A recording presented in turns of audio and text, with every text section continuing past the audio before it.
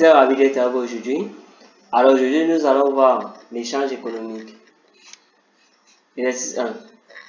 Sur le marché central de Douala, la demande et l'offre d'un bien X se présentent comme suit. Nous avons les prix 25, 50, 75, 100, 125, 150 et 175.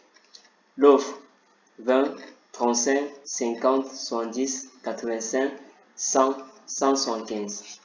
Demande 450, 350, 200, 130, 85, 50 et 42,5. Travail à faire. Petit 1. Tracer sur un même graphique les courbes d'offre et de la demande. Petit 2.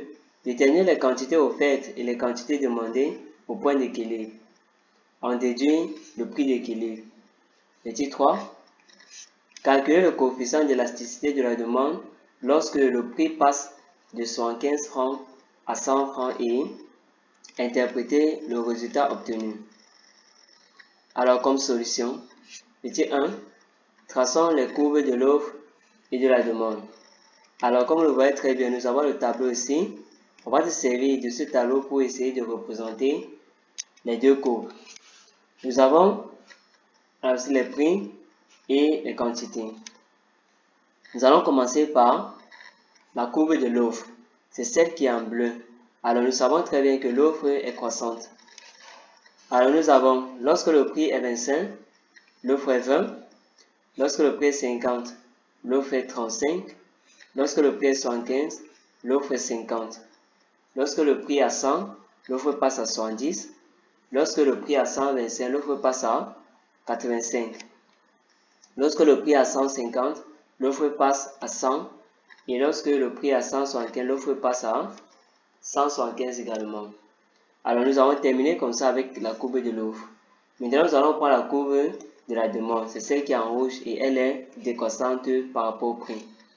Alors lorsque le prix est à 25, la demande est à 450. Lorsque le prix est à 50, la demande est à 350. Lorsque le prix est à 75, la demande est à 200. Lorsque le prix est à 100, la demande est à 130. Lorsque le prix est à 125, la demande est à 85. Lorsque le prix est à 150, la demande est à 50. Et lorsque le prix est à 160, la demande est à 42,5. Alors, vous voyez très bien comment on a essayé de représenter les deux courbes par rapport au prix. Nous avons la courbe de l'offre en bleu et la courbe de la demande en rouge. Petit 2. Déterminons les quantités et le prix d'équilibre. Premier astérisque, les quantités d'équilibre. D'après le graphique, c'est le point de rencontre entre l'offre et la demande, dont quantité d'équilibre est égale à 85 unités. Alors si on revient sur le graphique, alors on se rend compte que lorsque le prix est à 125, les quantités offertes et demandées sont de 85. On peut aussi bien le voir dans le tableau que nous avons ici. Donc, nous avons la quantité de l'offre 85, la quantité de la demande 85. Donc, nous avons 85 comme la quantité d'équilibre. Et pour le prix sera de 125 francs. Deuxième astérisque, le prix d'équilibre. Il correspond au prix qui équilibre les quantités demandées et offertes, donc P est égal à 125, comme nous avons vu en haut. À la suite, nous avons petit 3, calculons le coefficient d'élasticité. On sait que le coefficient d'élasticité de la demande par rapport au prix sera égal à la variation de la demande sur la variation du prix multiplié par le prix 1 sur la demande 1.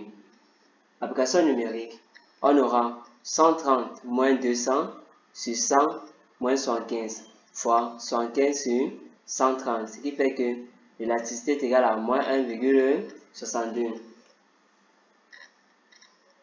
Alors nous allons terminer comme ça avec notre cas pratique. Alors on va la prochaine fois pour un nouvel article. Que Dieu vous bénisse.